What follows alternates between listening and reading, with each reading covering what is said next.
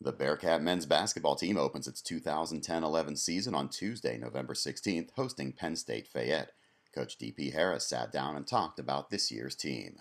I'm really happy with the preseason workouts. I think all of the guys have done a great job. I think the freshmen really have transitioned well into college basketball and practice. Each guy's done everything that we've wanted him to do. The guys I'm really surprised with are B.J. McGill. I mean, B.J.'s gotten better and he's healthy, so that's one key issue for us.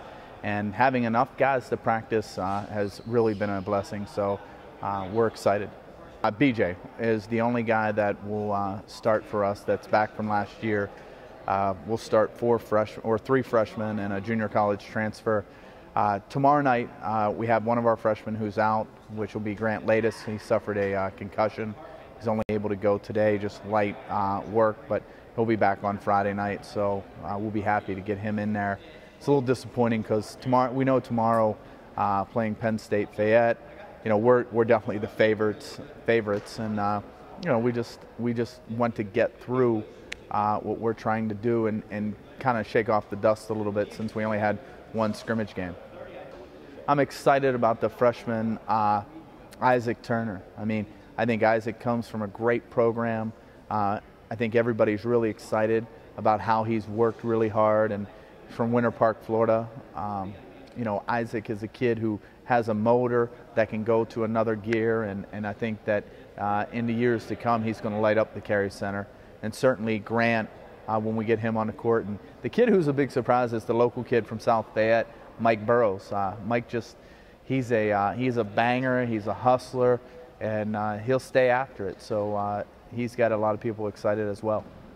Well, I'm going to tell you, we're going to win a lot more games than 6 games this year. Last year was probably the best and worst thing that's ever happened to me in basketball, because it made me appreciate how fortunate I've been to coach the great players who have been here, and appreciative of those banners that we've hung on our walls. There was a lot of nights last year when I went home that I put some emphasis on winning. I think I overcoached last year, but going into a new season, I really think that we have the players, and I always said since day one I got this job, this game's about players, and I think that we have the right group of guys that, you know, we could be very successful this year. I can't put a number on it. I guess we want to have a successful November.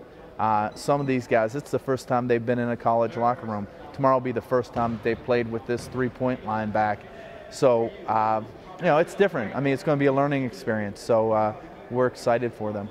I mean, having a guy like Mike Isolino is phenomenal, and of course having Jeff Mallory. I mean, there's one special thing about this year.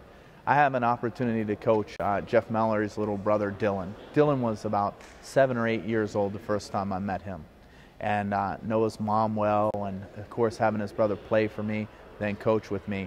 That's what it's all about. You know, certainly we've won a lot of championships here. We've graduated a lot of kids here.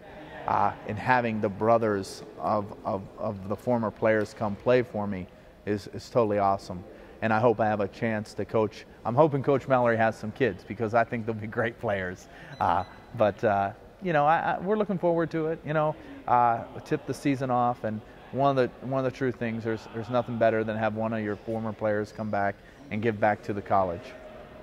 I really want to thank Joey Butler and Mike Medved and Billy Baines and Treasurer Colombe, and all those guys who stuck with us through this transition, and all the players who played through that, and certainly all of the guys who played in the NAIA. What great respect that I have for them, but at the same time, it's going to be great to have that opportunity to cut nets down. That's fun. It's a wonderful experience to be able to cut the nets down in March, and hopefully we get that experience. I'm not sure that we can do it with these young guys, but I know in the future that we do have that kind of foundation that we can win championships.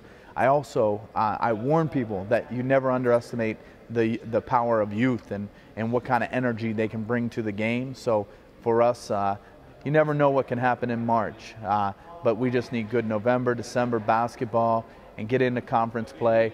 How are we going to react when we get on the road? I'm not sure, but we got a great group of kids that represent the school well, and we look like there's going to be good support this year, and we need to get back to filling the Carey Center, and I think that has something to do with having something to play for.